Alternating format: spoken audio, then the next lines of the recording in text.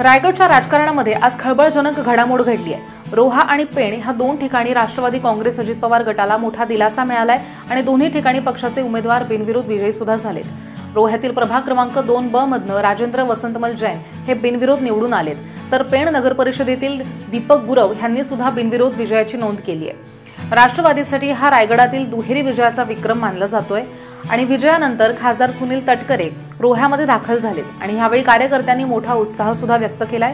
विजयी उमेदवार राजेंद्र जैन यांच्यासोबत त्यांचे चिरंजीव कन्या तसंच सोहित कारकानिया, परेश जैन, वृषभ कारकानिया आणि समीक जैन यांनी सुद्धा आनंद व्यक्त केलाय। पेणमधल्या दुसरी सीट दीपक गुरव यांची बिनविरोध झाली। रोहा शहरातील सुरत राजेंद्र जैन यांची सुद्धा सीट बिनविरोध झाली।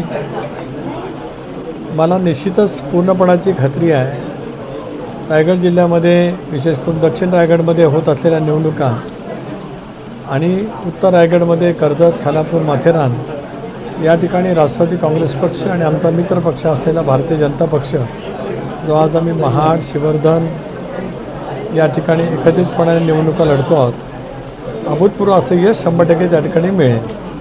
त्या यशाची सुरुवात आज रोह्यातून प्रभाग क्रमांक 2 मधून राजेंद्र जैन हे त्या ठिकाणी बिनविरोध निर्वाचित झालेले आहेत आणि मला विश्वास आहे की 3 तारखेला ज्यावेळेला निकाल लागेल त्याला सर्व जागांच्यावरती राष्ट्रवादी काँग्रेस पक्षाचे उमेदवार प्रचंड बहुमताने त्या ठिकाणी निर्वाचित होतील।